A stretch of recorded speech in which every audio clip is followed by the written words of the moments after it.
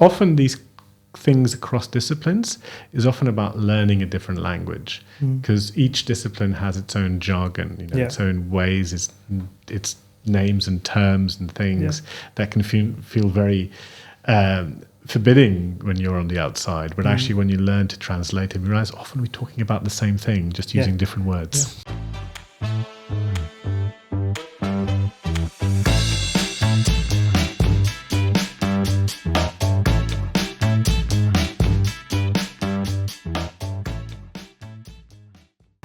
Hello everyone, welcome to Cambridge from the Inside. We're here with a returning guest. Would you like to introduce yourself? Yes, hi Sam. I'm Pedro Ramos Pinto. I'm a fellow in history at Trinity Hall. Nice. And so today we're here to talk about the history course that we offer in Cambridge.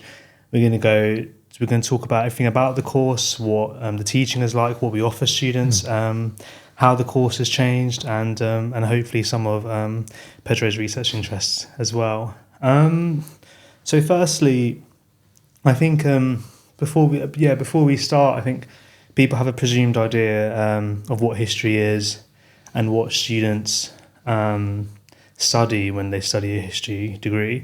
So I was wondering if you could explain to us, like, what would you say is history, and what do you study when you study a history degree? Well, I think we all have a good idea what history is. History is the study of the past. But interestingly, I think one of the things that it's worth pointing out is that when you do a history degree, you're not just coming to be told about the past. You're not learning about the past. Well, you are, but that's incidental. I think what we're trying to teach our students is how to interpret the past.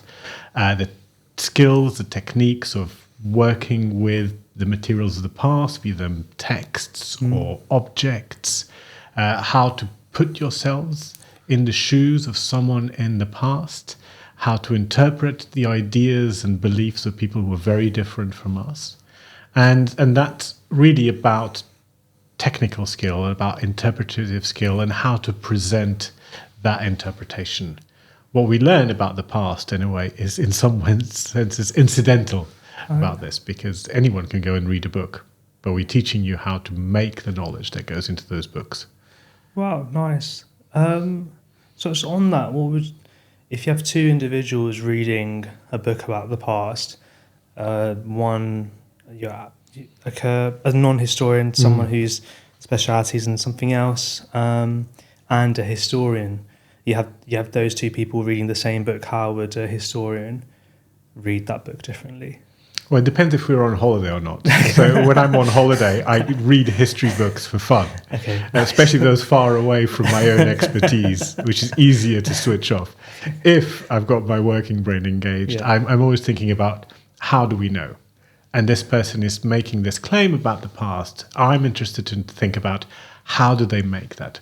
What evidence do they use? How do they interpret it to make that particular interpretation, that particular argument? So we really be thinking analytically and critically about what we're reading.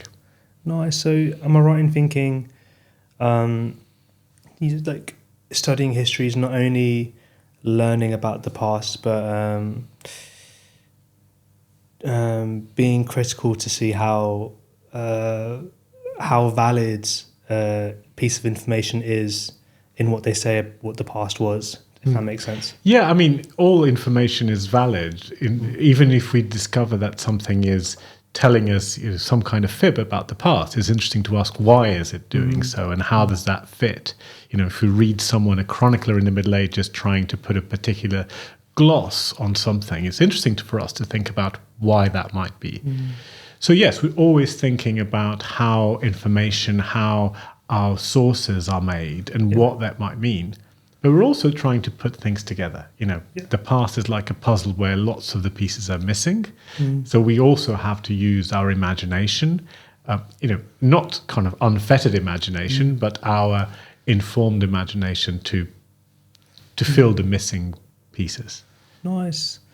In your time as a researcher, has there ever been times where you can imagine something being the case, and then you've looked at the evidence and then found like your prediction to be to like your prediction to be in the evidence, if that makes sense. I think it's more about finding out that there's more to than meets the eye, or that some of our sort of received general knowledge about something, actually, when you get into the detail, when you go deeper, actually we find that the story is often more complex and more interesting than we thought. But I wouldn't say that there's been, in my particular field, any kind of discovery that completely changed the way we look at one particular event. I think over the course of my profession, I think generally we have come to think about different things in new ways and bring new eyes to old problems.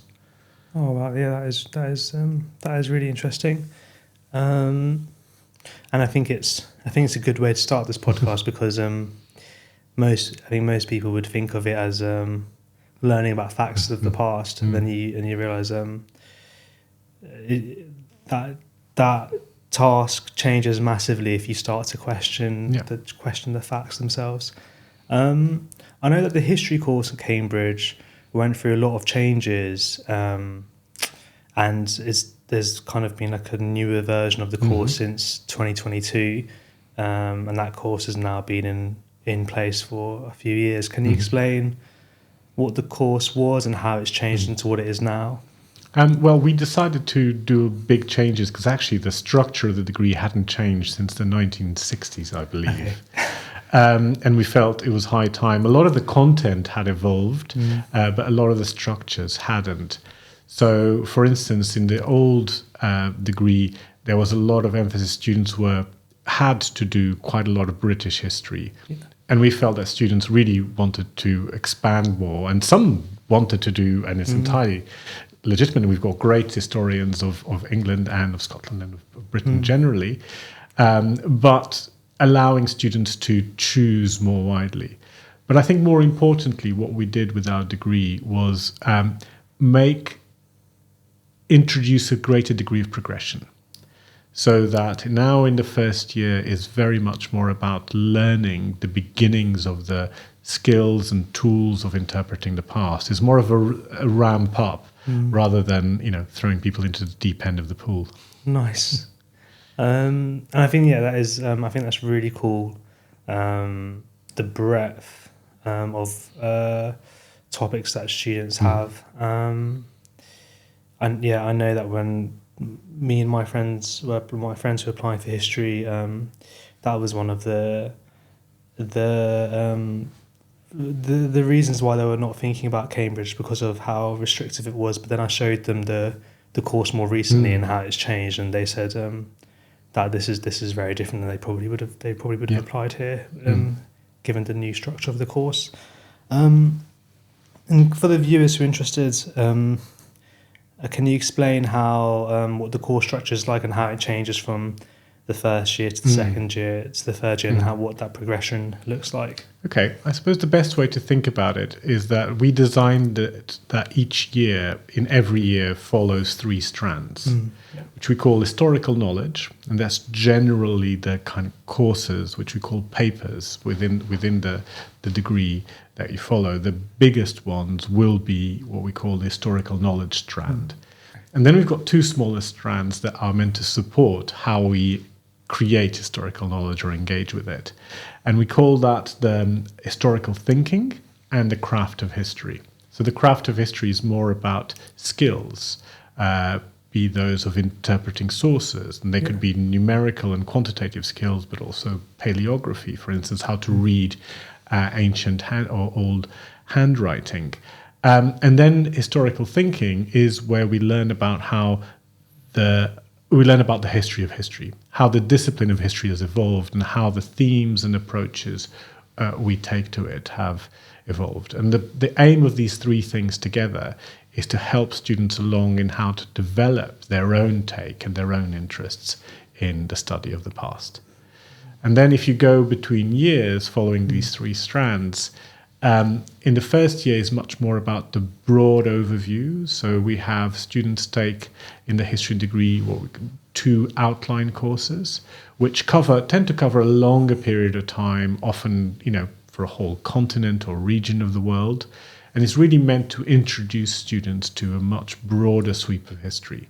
And then as you go on through the degree, you get to choose in more topics and themes in more detail in very different periods of history and parts of the world, and with different approaches to history.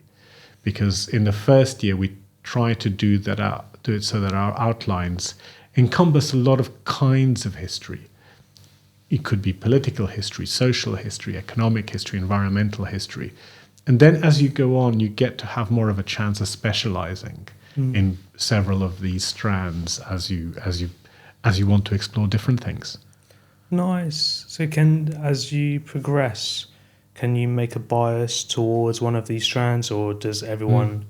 I mean, people choose very much according to their interests. Some people try to specialize, and they choose, say, courses mostly from medieval history because that's their passion. Other people try to combine different periods of history and different interests together. And there is no one route through the degree.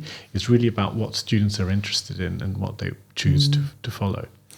And would students be able to choose papers that, at least subject matter, were very independent to each other, but they just want to do different things? Yes, absolutely. And there's no, each paper is self-contained, is examined in its own right. So it doesn't matter if you're doing one paper in medieval Europe and another one on East Asian Chinese history. Nice. Wow. Yeah. And in some ways, actually, it's also very interesting to have that, because there are questions that can come from very different periods and places that inform each other and help that kind of those creative synapses work. Can you explain what you mean by that? Well, I mean, a lot of creativity, I think, in history comes from asking questions that have not been asked before. And sometimes that comes from the experience of looking at something in a completely different context. So you're looking at how society works in Middle Ages in Europe, and say, for instance, how Europe, including Britain, responded to the Black Death, the Great Plague of the middle of the 14th century. And you might end up asking yourself, well, that's interesting. I wonder what happened when, in a completely different context, after the First World War, how, say, the United States responded to the Spanish flu, the great influenza pandemic of 1818-19. Are there questions from each that we could ask of the other one to try and go in different directions that have not been explored?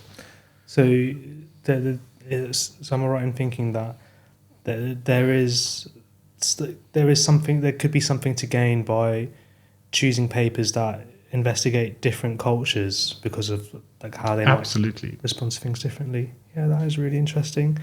And for viewers who are wanting to know, who are wanting to study history, what time period does the course expand across? Well, a large, let's say a small segment of human history, but for us, a very long one.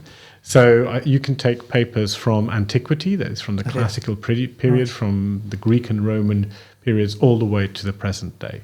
So, So let's say around 2,500 years of history.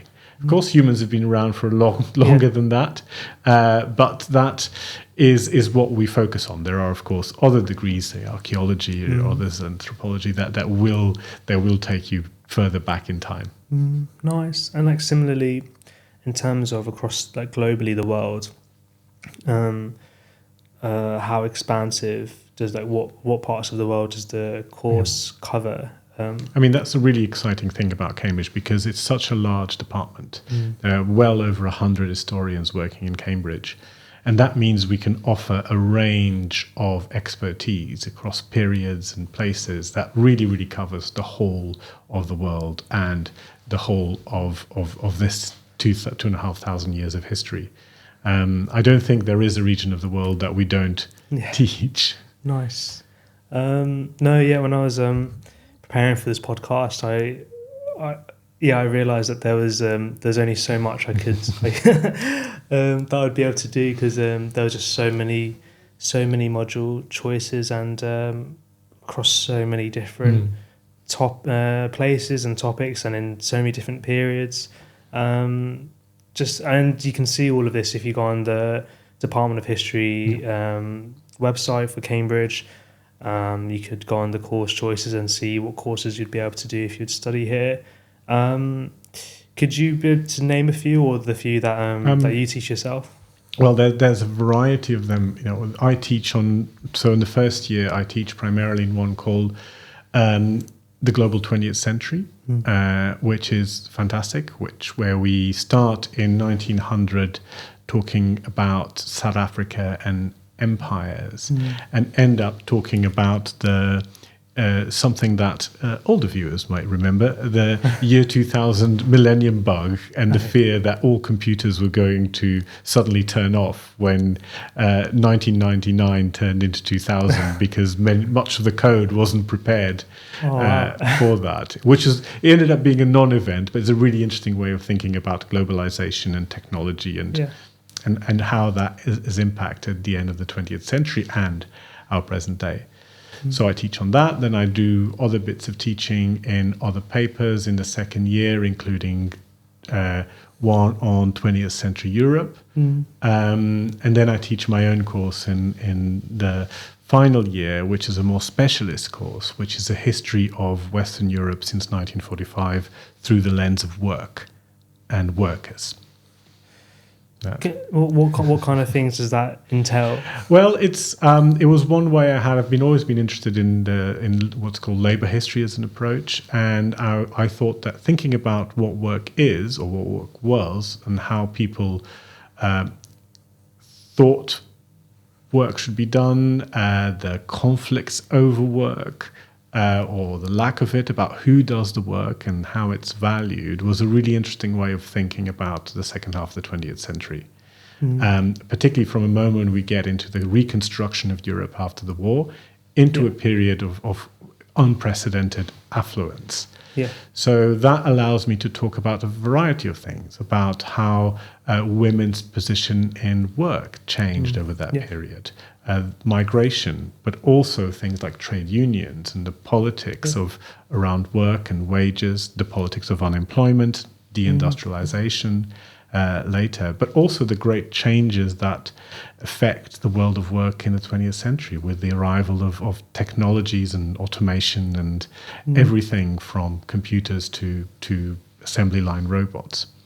Wow. When it comes to work, are there, in the present day compared to, let's say, 70 years ago, are there more similarities between now and then, or are there more differences? You mean how we study it? I mean, one's view of work is, so if they're not studying, they're working. Has our view of work and a job and our responsibilities towards work. Well, there's been, and this is in some ways in which the how historians also reflect debates in wider society. If I was doing a labor history course 50 years ago, it would essentially be about men in factories. Okay. And that was what would be recognized as the history of work. I think since then we've had great interventions, important interventions by feminists, by historians of gender, by historians of migration and race, that really expanded what we think about how we should study work. So one of those was the idea that actually, of course, women have always worked at home, in other places, in the kind of work that wasn't called work, nor was it rewarded as such, be it at home or outside. So now it would be impossible to do a history of work without thinking about where that boundary about what societies call work or not do, and how the work is divided between the division of work between men and women, between genders and across genders. And also thinking about the kind of work that who's doing what kinds of work, and particularly as Europe transforms from being a place that exports workers to the rest of the world to being a place where workers come into. Also, what happens to the work of migrants? How is it recognized or not? Where is official, unofficial, documented, undocumented? What rights come through work, or what work doesn't bring you rights? I think those are some of the questions I'm interested in debating in that course. Nice. Yeah, that does. It's like an immediate eye opener when you're in touch with what things were like in the past, and then you can quite clearly see how they're different now. which I think is really cool. One of the strands you were talking about, historical thinking, when I was researching for this podcast, I noticed that the subtopics within that strand were very different to each other, and I was wondering if you could explain the things that are taught in that strand, and if you had a particular favourite as well. Well, actually, it's my favourite in that is what we do in the first year in that strand, where students stop lectures and supervisions for other papers, and for a week they focus on historical thinking. For 2 weeks in each of the first 2 terms, they focus on historical thinking, and that's taught in colleges. There's a lot of freedom of how it's taught, so people choose, each teacher, each supervisor chooses what they do, but essentially the idea is to get a small group of students and we all read one book together. Okay. Normally it'll be an important book in the history of histories, a book that has changed how people have approached the past in a particular way. And that's a really great thing, because normally we're reading sections of books, we're reading individual articles on our weekly work for our supervisions and our lectures. And seldom do we have time to stop and kind of, okay, let's look at a complete work and really think about what it's saying, why is it saying so, and how it's made. It's that part of understanding how historians work. And in my case, I use a book. It's nice to choose something that you're not a direct expert on. So Nice, okay. I'm approaching it in some way a bit like the students are, without a lot of other knowledge, just really trying to decipher it as you would if you're first encountering it. And I use a book that I first read over 20 years ago. It's about 18th century France. It's by a remarkable historian called Robert Darnton, and it's called The Great Cat Massacre. Okay.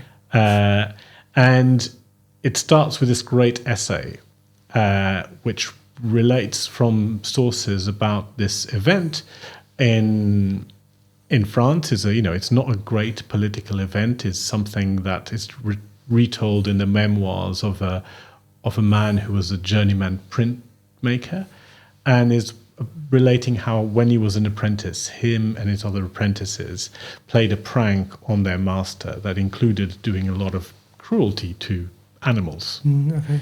which is not funny. No. Essentially not funny, but this is written as if it was the most hilarious thing I see, that ever okay. happened. So the historian Robert Darnton is asking, okay, how can we understand, a joke is something that very difficult to translate. Yeah. How can we try and understand why they found this funny and what that might tell us about 18th century French society? And I think it's a brilliant book. Yeah. It's one of the sort of landmark first books in the new kind of cultural history that appeared in the turn of the 1980s, that gave rise to a type of approach to history that borrows a lot from literature and from anthropology. And it's a great book to start and get into that. Wow. Yeah. That would. I can imagine it requires quite a lot of emotional intelligence and empathy to be able to understand those jokes, and then be able to understand why someone would make those jokes. It's not that we'd find them funny, Yeah. but we might try and then reconstruct why it was that they found it funny. Yeah, exactly. Yeah.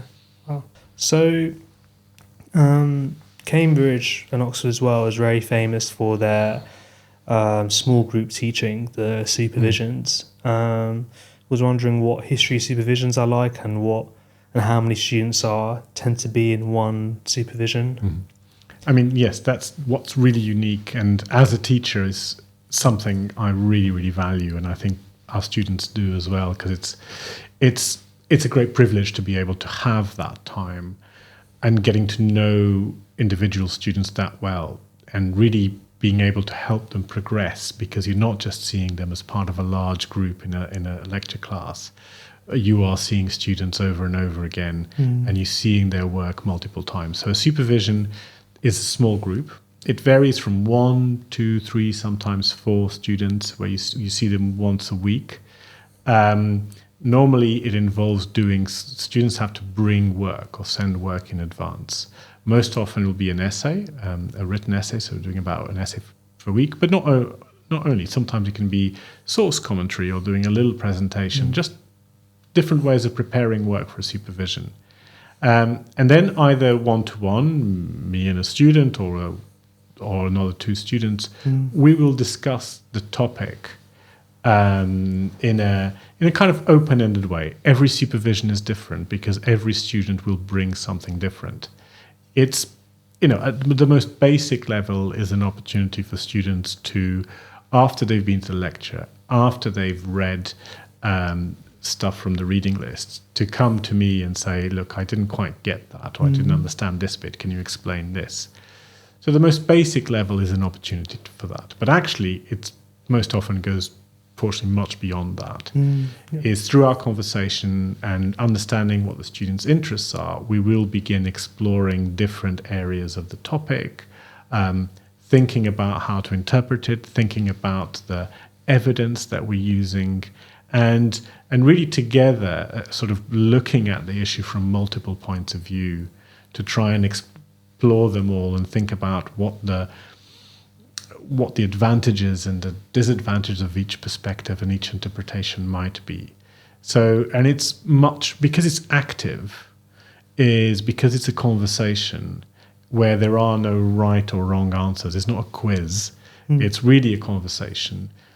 Is a way of using your brain that is much more productive than just sitting there for the same amount of time reading the same thing over and over again.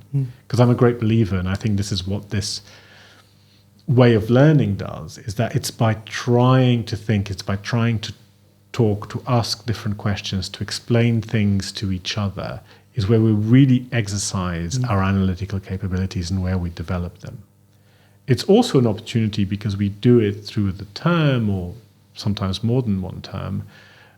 I get to know my students. I get to know what their strengths are. I also get to know which areas of their work might need more attention. So some people will probably need a bit more coaching in the writing side of things. Others might need a bit more work in thinking about how to take notes and interpreting what they're reading. And having that repeated time with someone in a small group means I can then really tailor my teaching to focus on what they as an individual learner need. Nice. And I think it's, when you think of it as it's, you have supervisions for 3 years. I think is you realise for 3 years you're meeting with an academic, either you and someone else or one-to-one. That is quite different to in an institution where you don't have that small group teaching. And I was wondering, what kind of things do you think a student would gain or would miss out if they, by having supervisions, or what would they miss out if they didn't have supervisions? I think what they gain is that opportunity to go much deeper into subjects and also develop their own take in a much more hands-on way. There's that kind of active learning aspect. It's not the only way to learn. Many brilliant people have not gone through supervision systems. But I think it makes it really helps and brings our students to, in general, it gives our students much greater analytical and presentational skills much more quickly than I think in different modes of teaching. Of course, it's a privilege, and it's only possible because it's not because other universities don't like doing this. It's more that we are fortunate to have the resources that mean that we can put a lot more into our teaching and give our students this opportunity to learn in this way. Nice, yeah, exactly. And one thing you were mentioning about was helping students if with their writing. I was just thinking, when it comes to history and doing well, is there a certain type of way to write, or do students have all different types of writing styles? I mean, we're not trying to get everyone to write the same way, Okay. not at all.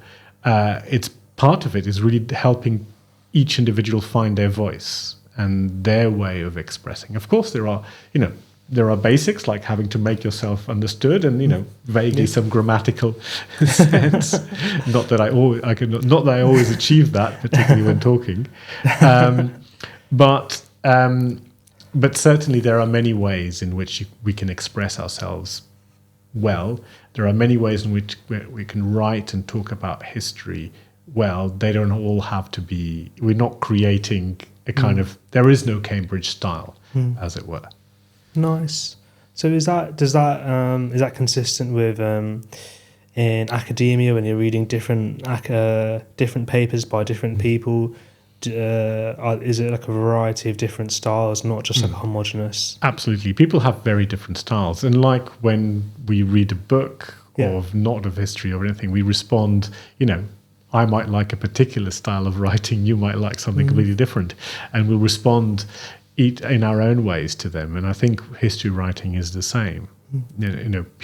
Historians have different voices. Yeah. And that's part of the rich tapestry of the discipline, is that lots of people writing in different ways and reaching different conclusions, and that's not a problem, because I think good history is made of multiple points of view, as long as the process that reaches those different points of view is sound. That we are really basing our interpretation on solid evidence, on on not making stuff up. Yeah. It's still possible to reach quite different perspectives in reasonable ways, and that's what makes this a really interesting conversation. Nice. Yeah, and I hope that's encouraging for prospective students whether they think. I think because it's the similar things you could apply to Cambridge, and what kind of people come to Cambridge, and I think it's the same in that there's not one way to write a history essay. There's no Cambridge writing style, and it's the same in that there's no such thing as a typical Cambridge student, and there's no such thing as someone of a Cambridge type either. And you also said so when it works best when you have multiple different perspectives. Absolutely, yeah. And I think whilst also being sound, and I think it's a perfect dream when you have a cohort that comes from a variety of different perspectives, but they're all still very good historians, I imagine. Yeah, and that's what's exciting about university. Any university is actually coming to it, and normally we come from a particular place, a particular background, perhaps a neighborhood, where perhaps most of our friends are like us in some way or another. And one of the great, beautiful things about coming to university is immersing yourself in diversity of all kinds, intellectual, historical backgrounds, points of view, and embracing that and learning from that diversity. I think it's one of the kind of. Often people can think about universities in a very utilitarian way. What do you get from it that might get you a job A or job B at the end of it? And there are many things. There are, I suppose, the intangible curriculum, and that's one of them, is coming and encountering a much wider and bigger world than we have until now. And I think that's true pretty much of any university. Yeah. No, yeah, exactly. No, during my time at uni, a lot of my very close friends, and still very close friends now, were historians, and I can imagine what might have caught their curiosity from the beginning was my history. And historians make the best friends. And my advice to any students, always, even if you're not an historian, make sure to have a couple of historians in your friendship group. Yes, I can verify to that. Nice. Students will also want to know, is there an opportunity in the history course to write your own thesis? Yeah, it's in this university, there's several opportunities actually. This is another part of the progression in degree, that we ask students in each year to write a kind of self-led piece of work that expands, and by the third year, students have the chance to write a research dissertation that will come from their idea. They'll normally have an idea to say, people say, oh, actually, I really want to work on, the history. So what have I been doing recently? Sort of, yes, had someone who really wanted to work on the history of prisoners of war in Spain after the Civil War in the 1930s. And they came to me and I said, okay, I know a little bit about that. And I helped them find the materials and the archives. They went to Spain, they researched it, and they wrote a brilliant piece of work. And that's just one example. And every year there's dozens of students writing their own dissertations in the most varied subjects. And they're amazing. Quite a few of them end up being published as actual historical articles because the quality is that high. And that comes from the passion that the students bring to it and their engagement with the subject. Nice. That's really cool. It's a bit of a tangent, but I know across the colleges and maybe by the university as well, there's various travel grants and the summers for university students are quite long as well.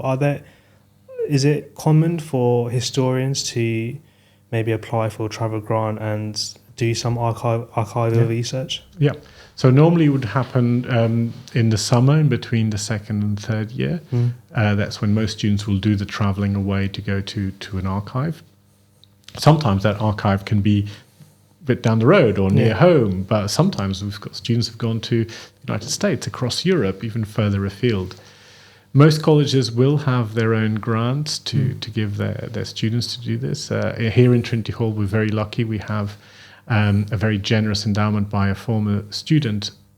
Really interestingly, a student who came to Trinity Hall in their 50s, having never gone to university, and decided by then actually, have after a career in business that they were going to finally be able to follow their passion. Oh, nice. And his name is Nigel Chancellor. He's still affiliated to the college. A really, really wonderful man. And he did his degree. He did a dissertation. He went to India to do it, and he fell in love with it so much so that he came back, did a master's, did a PhD. Yeah. And when he retired from his second retirement, he very generously gave the college money that is now used by our historians to do amazing work and to go to archives and to support their research dissertations every year. Nice, that's really cool. Next thing that we have is so prospective students there thinking about what course to choose, and I would imagine and I know that history, in terms of what history is very different now compared to 200 years ago, and a big change in the past 100 years.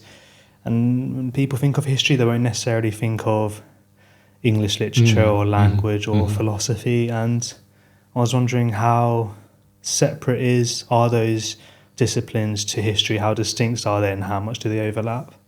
I mean, they overlap. And of course, when you're doing English literature, you will have to think about history, historical context. Likewise, even in history, we do think about questions about, narrative and fiction, or even how to use literature as a source in itself. Yeah. But they are fundamentally different, and I don't think there is a formula for anyone. My advice to someone hesitating between them would be to come here to our open days, look at the materials we have online, both in the college and the university, sample lectures and talks that might be recorded. That will give you a sense of what it's like to study those different disciplines at university. I know that in our open days here in Trinity Hall and elsewhere, we do little sample lectures, and to give applicants who come to see us a taste of what it'd be like to do that particular subject. Because everyone's different, everyone's interest is different, and there isn't normally a kind of, if you like this, then do that. There isn't an algorithm for choosing your course yet. No, not yet. No. So if I'm right in thinking that someone who might be interested in studying history might also be interested in studying English, they will have overlapping interests. and the content or the sources might overlap as well. Would the biggest distinguishing factor be the courses? And yeah, it would be, the courses and the approach would be very different. Yeah. Say, imagine, I'm going to show my limited understanding of the modern English degree, because I'm sure it's much wider than this now. That's me every podcast. Yeah, but there might be, a very similar sounding courses in history and English looking at the Shakespearean age. The English one might, of course, also be talking about context and the era, but it will be much more focused on the language, on the understanding and interpretation of the text in particular. Whereas the historical one might be much broader in terms of, the text might be a much smaller part of the course, but it will be a lot more about the politics, the social environment, the context. So that's how they would differ, to give a very trite example. No, yeah. And I imagine in history there are non-textual sources as well. Yeah. I think in English there are too. Okay. Let's just be clear on that, especially if you're thinking about drama or film, etc. Yeah. But yes, we do have we do work with sources that are material. There's some really great historians in Cambridge looking at what's called material culture, but you also might think about other sort of physical, material parts of legacies of the past in terms of buildings. But also, for instance, environmental clues, how the soil, how the plants, how the atmosphere have changed over time and in response to human action, and how that in turn has influenced human history. Nice. And say if someone's quite really interested, they're interested in history, but their interests lie more towards theory and philosophy, in that not only are they interested in the past, but they really want to, they really question, how do we know if something's true, and how do we know if a story is true? Is this is what I'm looking at a set of facts, or is there or is it subjective? Those I imagine someone might think that those kind of questions, they would have to do a philosophy degree, but can you investigate those questions doing history? You can. You certainly can, particularly through that historical thinking strand, is where we follow a lot of these questions about what we call historiography, which is the practice of history, the practice of creating historical knowledge and thinking about it, including the philosophy of history. We've also got, in terms of theory, quite a strong strand. So Cambridge is particularly well known. One of its areas of strength is intellectual history, political thought and intellectual history.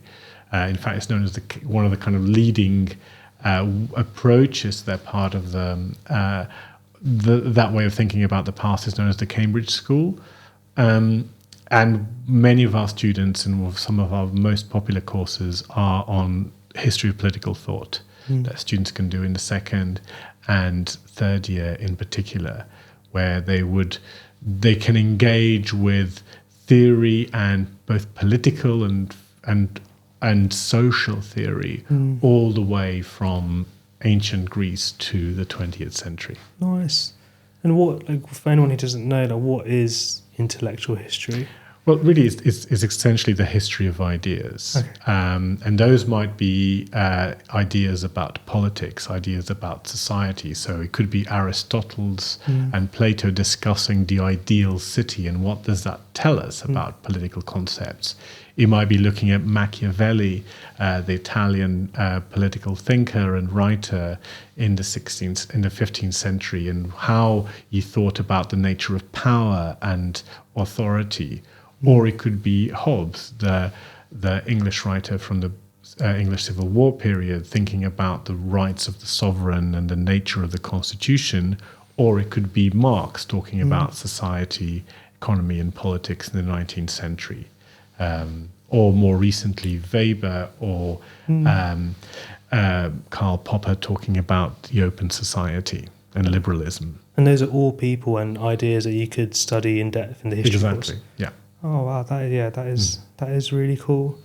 And I think I'm happy that we've mentioned it, because I think it's not for most people, it's not the immediate thing when you think about history. You don't realise that you're able to study these theorists as well as. Well, it's very interesting because that is a part of the course that is shared with our course in social and political sciences. So we have several papers which are shared with other degrees, and where students sort of where they overlap. So for instance, the political thought and intellectual history you could do if you're studying in the history degree, the history and politics degree, or in the human and political sciences degree. And I guess those three courses, which also overlap a lot and contain people who have very similar interests, I guess the biggest distinguishing factor that makes them all different to each other is the course itself. Yeah, and sort of you learn different approaches. So if you're more if you do a history and politics degree, you also get much more on contemporary international relations, contemporary politics that you combine with the history as well. So they really do urge prospective students to have a real look at these courses and see which one is the best fit for you. And also, I think my friend, he studied history. He works in the Treasury now, and he's doing an economics diploma. And the first thing that he gets is, history to economics. That's quite they're not really connected. And I think part of him gets that hits him hard. But I think people don't realise that within history you can do a lot of politics and economics. And I was wondering if you could expand on that. Well, I started out as an economic historian, and I still teach a lot of economic history within our broader degree. You can, and often it also doesn't require having previous training in lots of these areas. We do give our students the basics. So, for instance, I teach on a paper which is not assessed. It's entirely optional, but many students go to it, called Economics for Historians, which is aimed at students who want to engage with economic history when they arrive here. But they may not have done A-level in economics, and they don't need to. And so I run them through the basics of how economics bring to history, and how can we do the history of economic relations, of production, of the economy, and give them those bases so they can then take to their actual papers where they're doing essays and supervisions and things and improve what they're doing there. Oh wow, that is a really cool course. I know if he would have really liked that course instead of having to do that on his own in his spare time. But no, that is a really cool opportunity, because I know this might sound naive, but I guess depending on what you're looking at, you have to understand. You have to have some level of economics to be able to understand certain parts of history. Yeah, but it's not rocket science, Well, it is once you get to a certain level, but to begin engaging with it, it's something that anyone can, with a little bit of help, a little bit of support, can get into. Often these things across disciplines is often about learning a different language, because each discipline has its own jargon, its own ways, its names and terms and things that can feel very forbidding when you're on the outside. But actually, when you learn to translate it, you realize often we're talking about the same thing, just using different words. Nice, that's really cool. One thing that talking about another joint honours course that we offer is history in modern languages, and how you can study history and a language at Cambridge, and you can also, that language doesn't have to be post after an A-level. You can study that language from scratch. And I was wondering, I think it's a relatively new course, and I was wondering, at least new in Cambridge, and what was the thought process of bringing history and studying a language in one course together? I mean, I think they go very well together because often when you're studying a language, you're also embedding yourself in the literature and culture and history of the places that speak that language, that use that language. So they go very well together. And also, to be an historian of anything else other than the parts of the world that speak English, you really need to have the language. So one thing we had always done was, and students can still do even on the BA in history, is they can learn languages alongside and additionally to their degree. But we felt from both sides, both our colleagues in languages and us, that it would be it really made sense to bring those two together for those students who wanted to study languages and history together. And it's been really, really wonderful. I think particularly for me as an historian of the non-British world, as it were, it's often where I find students who've learned to speak and read in Portuguese and Spanish and Italian, and who come to me and say, actually, I want to go and do a dissertation in those areas. Can you help me and advise me? And I do. Or even when we're just doing one of our normal papers, they go, actually, I can also read these languages. Do you have suggestions of interesting articles and books that you might not have put on the reading list because they're in a different language? Like, right, let's talk.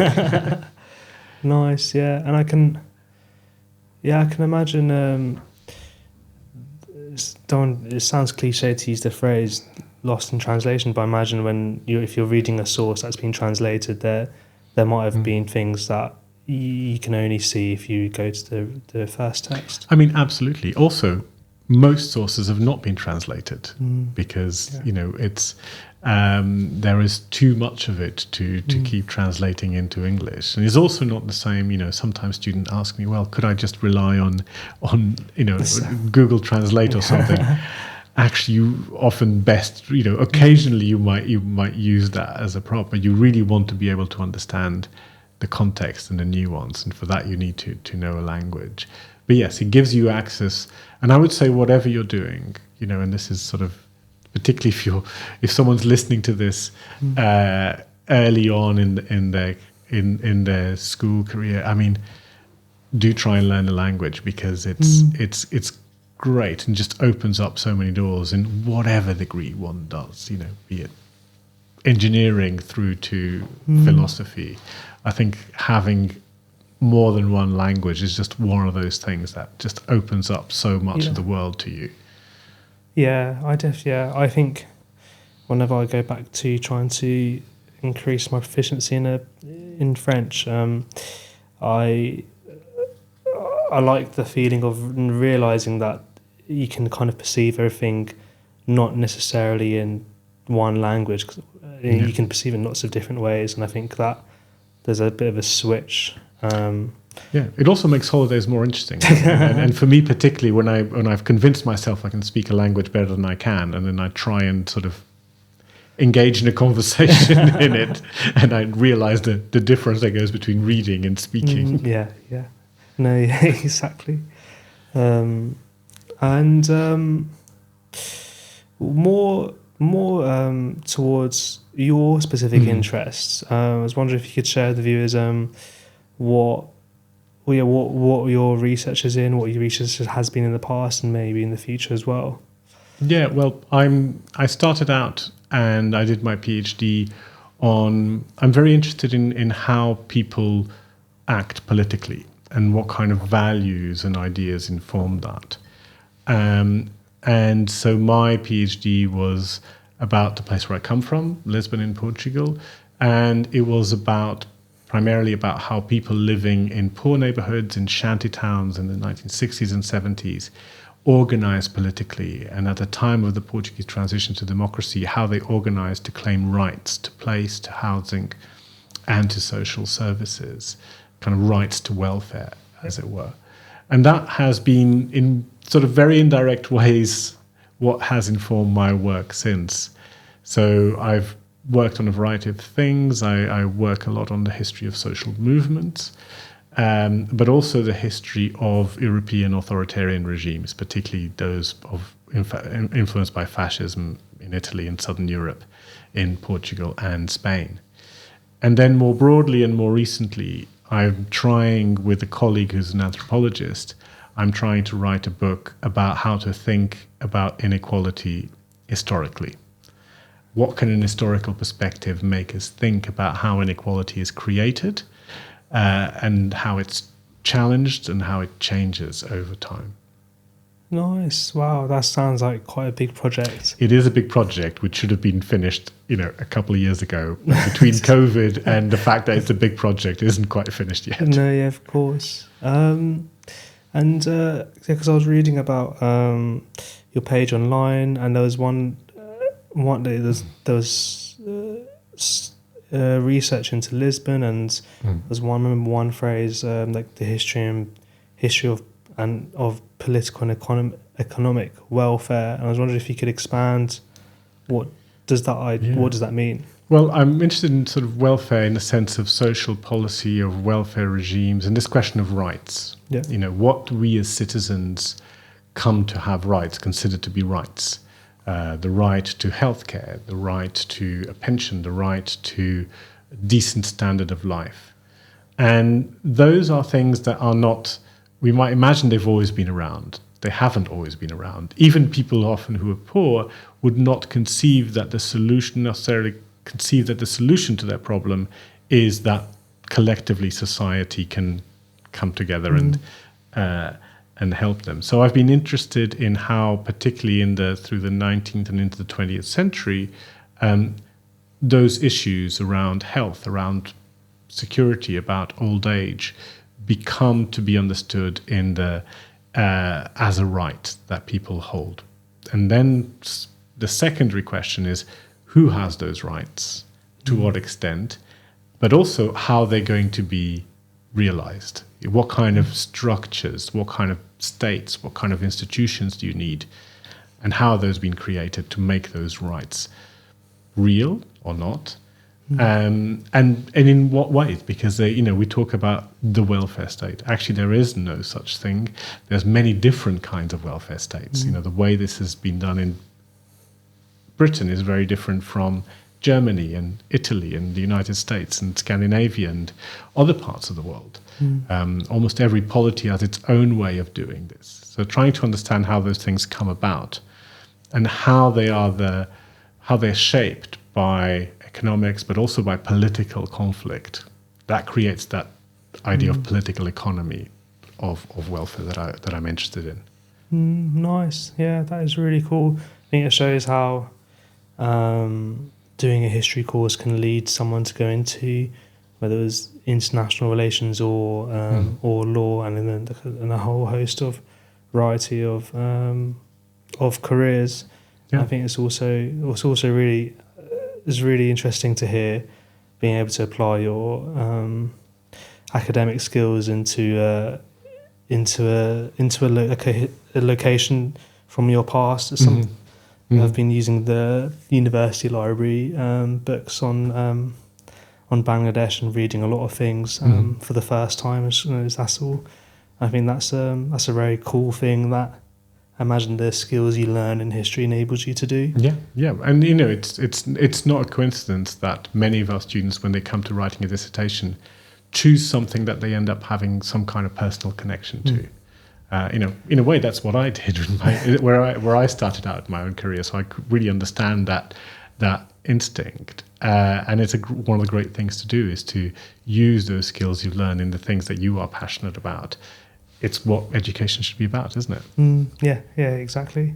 And lastly, the last question we have is: if you were to do it all over again with history, but not the area of expertise you went into, what would your second choice be? What would you go into instead?